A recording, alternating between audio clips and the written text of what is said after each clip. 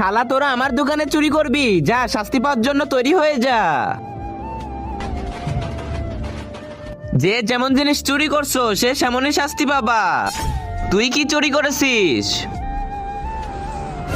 এই যে brush. Brush আমি তোর ব্রাশ করার জায়গায় রাখবো না। আ আ